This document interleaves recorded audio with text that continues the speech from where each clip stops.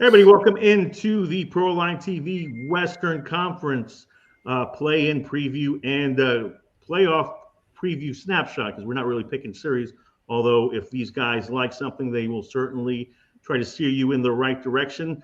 A separate Eastern Conference video is available for your consumption to talk about those play-in series and the series that we do know. And same rationale, best of 7 in the West.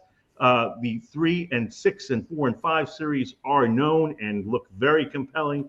We know it's the top seeded Oklahoma City Thunder, who basically wrapped up the top seed in the West a month ago, and the surprising Houston Rockets as the 2 seed. They'll wait their opponents, but the play-in that everybody's talking about is the 7-8 in the West, where the Golden State Warriors will host the Memphis Grizzlies.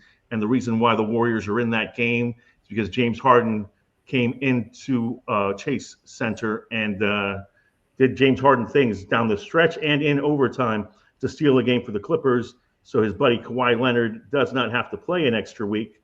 And old heads like Draymond Green, Steph Curry, and Jimmy Butler do. And Butler even took a knee to the thigh or a knee to the knee. So that's something that we need to watch for as the Warriors host the Grizzlies in a matchup where the total is at 229 and a half against a Grizzlies team that employs the fastest pace in the NBA. And the Warriors are a very healthy 7-point favorite. Yeah, and let's take a look at what that total looks like. 29. Yeah. Okay. What did it open? Let me look. 32. Open 32. I'm actually looking over in this game. I think we're going to see a fast pace from both teams. I was very disappointed that Golden State lost outright on Sunday with so much at stake, and they could have used the extra days of rest that would have been afforded had they finished in the top 6. But I think their experience is such that they'll be able to get by Memphis. The concern is, do I want to lay 7 points?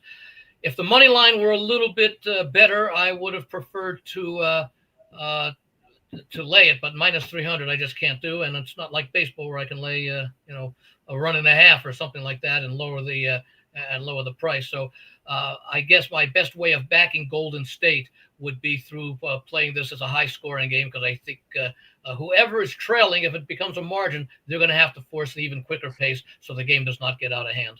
Well, we have 2 days of basketball. We got Tuesday and Wednesday that we pretty well know what the hell's going on. And some of the prices are out of line, but you can play money line parlays. So you can get rid of the point spreads that we might feel are too big. Like, for example, Golden State, Orlando. Why not? Yeah. Why not? They're both home. We both like them. We all like them. To win, we like them. I don't. All right, so here's where we stand on Golden State and Memphis. One name to know is Tuomas Isalo, who I wouldn't have been, and I follow the NBA religiously, I wouldn't have been able to tell you who that was a couple of weeks ago. But he replaced Taylor Jenkins as the head coach of these Grizzlies and is now matched up against Steve Kerr in one of 2 instances in the West where we've got first-time coaches coaching against some of the best and longest tenured coaches in the game. But we do also have history between the Warriors and the Grizzlies, where the Grizzlies stunned the Warriors in a play-in a few years ago, 2021. Really, Ja Morant took over, and they won at Chase Center to deny the Warriors a play-in victory. It was the Grizzlies that moved on in overtime in a very memorable game. And then these 2 teams played in a series a few years back that Golden State got some revenge. But these are teams that, from the standpoint of Steph Curry having to deal with somebody's athleticism, you would give him a list, and Ja Morant would be on it as to guys he would not want to see. Pace-wise, though, the Grizzlies do employ the fastest pace, which probably does play into Golden State's liking. But between getting out of this game, if they lose, which I think is really a possibility, they would then have a game that they'd be significantly favored in on Friday. And then the Houston Rockets, the worst possible opponent, would not be in their agenda as the number 7 seed, as a 7-2, whereas they would be if the Grizzlies don't win this game. They would then face the Oklahoma City Thunder. And while the Thunder are the more complete team, athleticism-wise and what they can take out of you from a defensive standpoint, I think Houston's the worst matchup for Golden State. So a lot to digest in this. I don't think they're worried about that right now, Tony. I think they just want to win and get in. Their experience over virtually any team in the conference, if not the league, gives them the confidence that they can go deep into in these players, especially the way that Curry and Butler have meshed together so nicely when they're on the court. So I think that, it's a different question if you want to lay 7 with Memphis, okay, or you'll take 7 rather with Memphis, which I could understand. That's why I prefer the over in the game so that I don't have to worry about the points. And I can't lay the even a parlay laying 3-1. What does it reduce it increases your wage, your profit by 1/3 of what you would win laying 3-1 on whatever it is. So I still think for me the preference is the total. But as far as advancing, I think I don't think Golden State cares about the second round matchup, because if they don't make it out of this game, there's no first round matchup. Well, I mean, if they don't make it out of this game, they do have Friday. Yeah. But my point is Friday's a much more winnable game than this one, particularly if Jimmy Butler's not 100%, because it did look like a pretty significant injury. Nothing that should keep him out, but his little comment of, "Oh, I'll go home, have some coffee, and play some dominoes, and hopefully feel better," that's not reassuring. So, I mean, look, in a one game where you have Ja Morant, Desmond Bane, and Jaren Jackson Jr. capable of stealing a game on the road, they don't care where they play. Really a difficult game for Golden State. I'm surprised. Steve Kerr will be mentioning that upset in the play-in from a few years ago throughout the next few days. Not to mention the Morant. Morant looks great. Yeah. Morant looks at a level that he hasn't really gotten to in years due to injuries and suspensions. And I think Kerr will also bring up the fact of what happened on Sunday against the Clippers. I think we're going to see a very focused 48-minute effort out of Golden State, because their season's effectively on the line. You can bring it up, but that's only going to go so far. I mean, they just lost the game they really wanted to win, and they had to have, and the Clippers came in and took it. Jim, I could tell you're gung-ho on Golden State. Do you like Golden State and to persevere and win the entire West? Well, yes and no. And the reason is I say no. I don't like the way they've closed out the last week of the season. And I don't like the fact that they're getting all their points from 2 guys, Butler and Steph. And they're not getting the third. They need the third option that scores. Now, we know Draymond does the rebounding and he upsets everybody and he disrupts the other team. But we need some points from somebody else that can be consistently there for them, especially now if Butler is actually hurt a little bit. So it's a bothersome thing, and an up-tempo, if you're hurt, the up-tempo doesn't help you.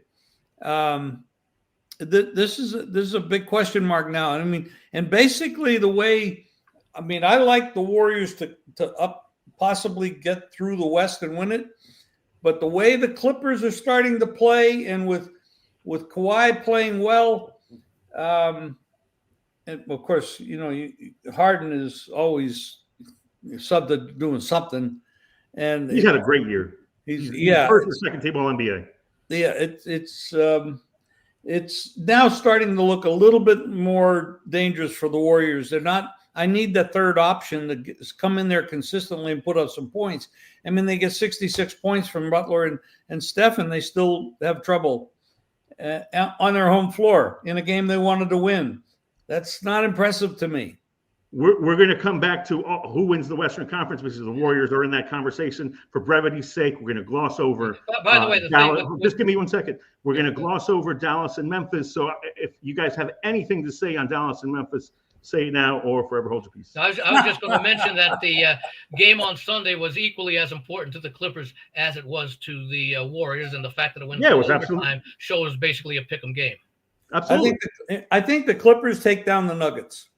I think they're going to beat them, and I've already got money on that. All right. Well, we're going to talk about that series here in a second. I just wanted to get the Mavericks and Kings out of the way. because I don't like. I'm not doing anything with Dallas. Memphis is dangerous, especially in this particular game. Coming off that game they lost, with the Warriors lost, and the pace bothers me. And the 7 points, we got a 130-point game, 129, 130-point game, whatever the hell it is. The number isn't that high for a pace that's that high. Yeah. So, if you like the Warriors, I'm not scared of the number, but I'm worried about that. They're not getting points from somebody else consistently in that lineup, and that bothers me. We got about 10 minutes. I was going to say, Tony, what's Dallas's record since the trade? I mean, really doesn't matter. It's not good, but it doesn't matter because Anthony Davis was gone after. Yeah, no, how have they done? Not very well. Since Anthony Davis has been back, they've been okay. Yeah. I would take the points with Dallas in the game tomorrow on Wednesday against Sacramento. Against Sacramento, yes. Okay, very good. All right, so let's talk about the Western Conference as a whole before we break down these last two numbers. And again, we got about 10 minutes to do this. The Western Conference favorite is the Oklahoma City Thunder at a chalky $140 lay-in. The Lakers are plus 600 as your number 2 option. Very interestingly, the second seeded Houston Rockets are plus 2,500. So you've got the Warriors at plus 750, the Nuggets at plus 950, the Clippers at plus 1,500, and the Timberwolves at plus 2,000, all ahead of the second seeded Rockets. These are DraftKings. Who's the number 4 seed? The number 4 seed is the Clippers. Okay, they'd have to go up against OKC if both teams get by the first round. Right, the Clippers and Nuggets winner. Pardon me, the Clippers are the 5 seed playing at Denver. The Nuggets Clippers winner plays OKC. Right. The winner of that series plays OKC. Right. So, what stands out to you, Andy, on long shots? Because obviously the Thunder are favored for legitimately for a reason, but a lot of people don't believe that their youth is going to overcome Luka and LeBron with the Lakers, the Warriors, and their pedigree. Nikola Jokic, even despite the coaching change. I know Jim likes the Clippers. There's plenty of reasons to like the Clippers. Even the Timberwolves have been playing solid of late. And again, a lot of people sleeping on the Rockets. So do you have anybody that really you might ride with as a long shot? What was the Lakers price you said? Plus 600, second in the West. That's not a terrible price considering what Doncic brings to the team. LeBron seems rejuvenated. There's a good supporting cast.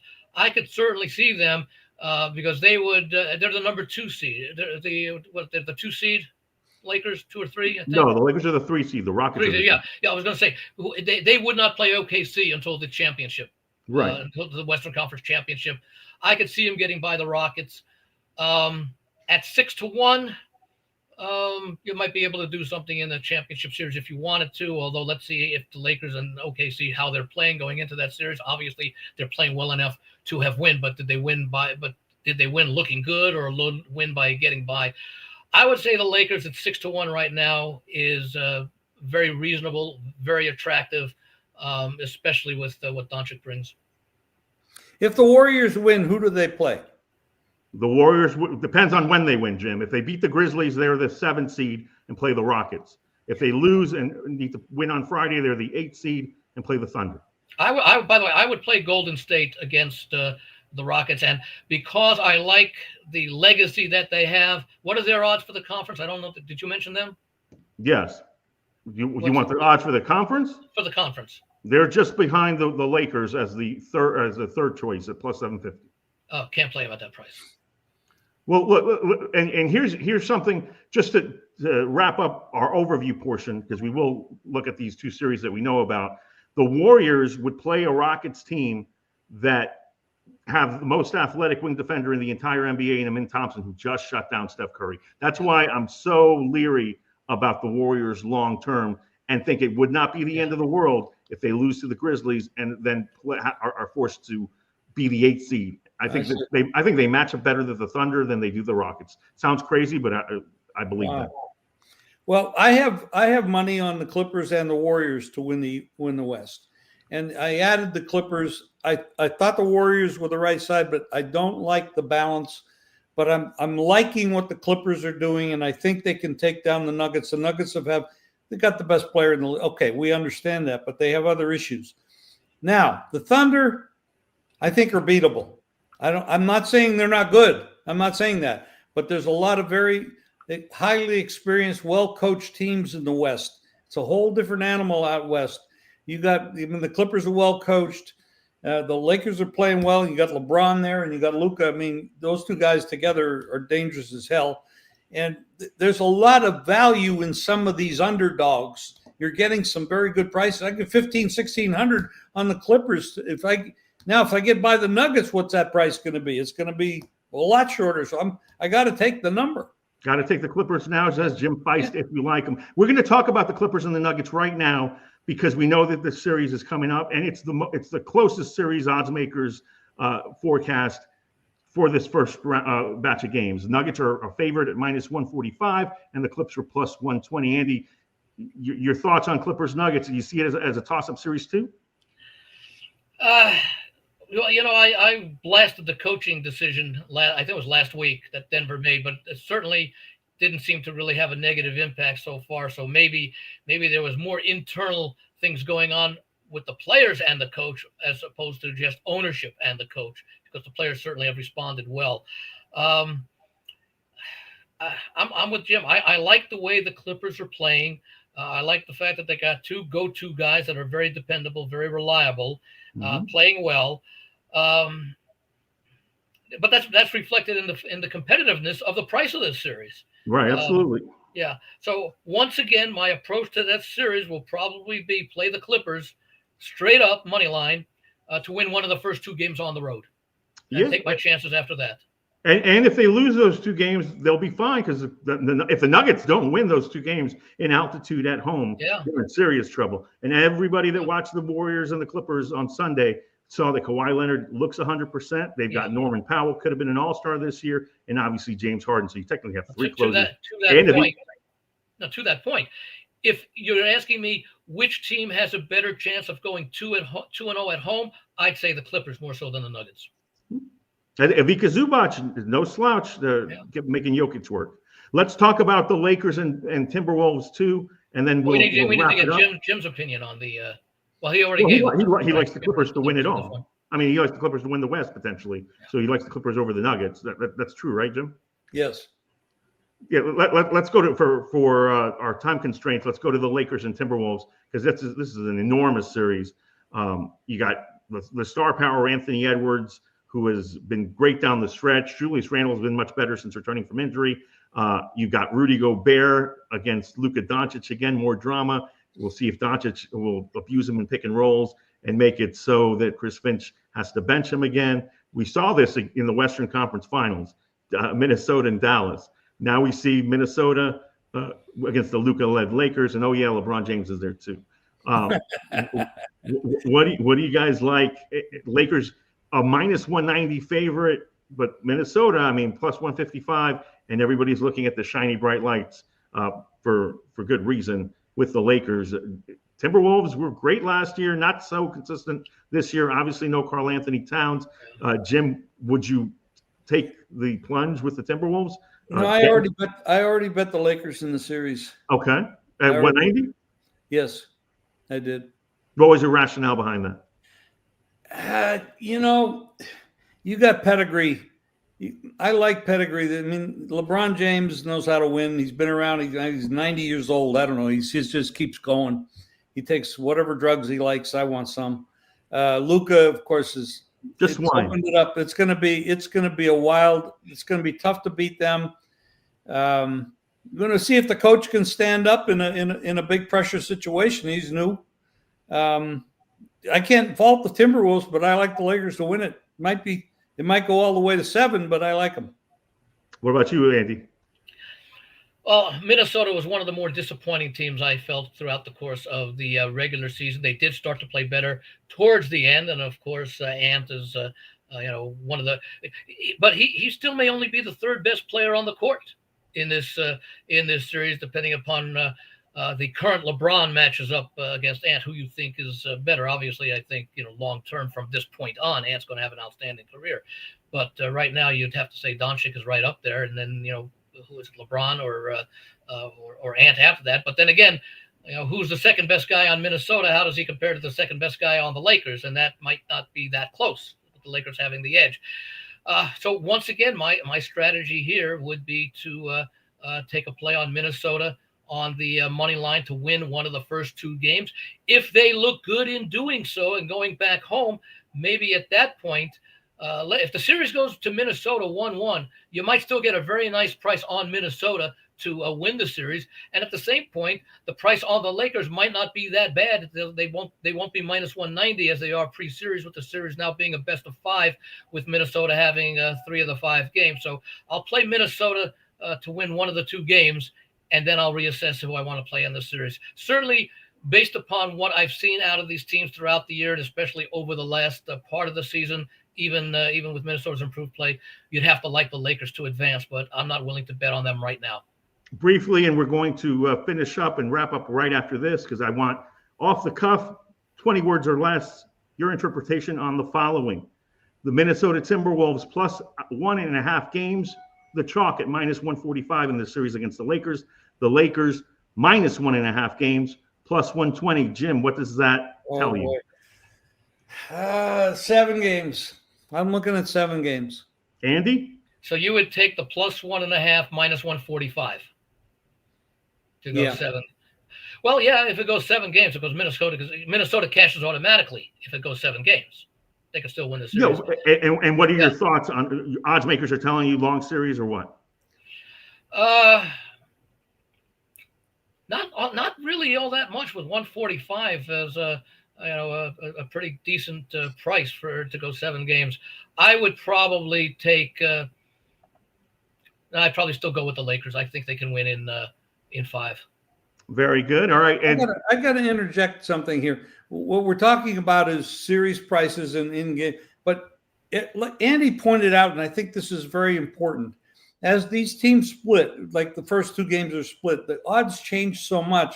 The advantages go to the player, which is us, to make adjustments on our plays and our prices that we get. There's a lot of stuff that goes on over a 7-game series where you can get numbers. And now, if the Lakers open up and win the first 2 games, I'm not going to be able to make any adjustments on the Lakers. But if they do split, I'm coming back with the Lakers with a bigger number. Yeah, I think what you're saying, Jim, and this is a prevailing theme of this show and these thoughts, is this is pre-flop. We're always going to adjust. See, now a better prop that I would like to see, Tony, is who will have the better point spread record throughout the series. Yeah.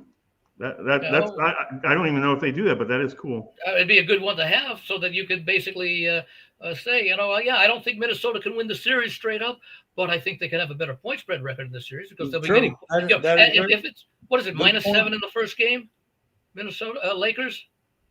Is it that? I have it up, but I have not seen the number. No, they're out. They're out. Yeah, let me see. I'm sorry. It's 4.5. It's 4.5. Yeah, it's 4.5. That's different. So you might very well see Minnesota a very slight favorite at home. If it's 4.5 at the Lakers. This looks long haulish. Though to close, I like the Lakers at plus 600 as my value play, and also like the Clippers at plus 1,500 if I had to pick a second. That's the conference play. To win the Western Conference, correct? Yeah. Not a champion. Andy, who's your favorite? And you can give me 2 since I went 2. I would go. Warriors. I still like Oklahoma City the way. Yeah, throwing them out because they're the favorite. Oh, okay. I mentioned the Lakers before at plus 600. I thought is a really good price. And if I were going to say talent-wise, I guess the Clippers. Okay, Jim, you definitely like the Clippers. Anybody else? Yeah, we're all on the same side. I mean, I backed off a little bit on the Warriors. I do have money on them, but I'm not liking what they're doing the last week of the season. Yeah, they definitely made their road a little tougher, not getting the job done. Well, by the way, if you have the second round series that looks like we could see Clippers and Lakers, right? They would match up in the second round. No, I don't think so. No, the Clippers are the 4-5 series. Oh, the 4-5. Lakers Okay, I'm sorry. are in the 3-6. So right. Houston is up there in the 3. So okay. All right, everybody. Don't forget that on Wednesdays, we do the flagship with the three people you see right now. We're joined by Mark Lawrence and Greg DePalma, and we will be talking NBA playoffs, I am sure. We also have the baseball betting show, The Bash, on Mondays and Thursdays, so keep an eye out for that. An Eastern Conference play-in preview is available on another vid, and this has been your Western Conference snapshot. For Jim Feist and Andy Iskoe, I'm Tony Mejia. Please like and subscribe. Tell all your friends about Proline TV. We're giving you valuable advice for free. All we ask is that you watch and tell a friend. Thanks for watching. Take care. Good job, guys. You guys Well are done. excellent. Excellent. I was able to change my luncheon plans, so I was able to sit through the whole. All right. So what are you eating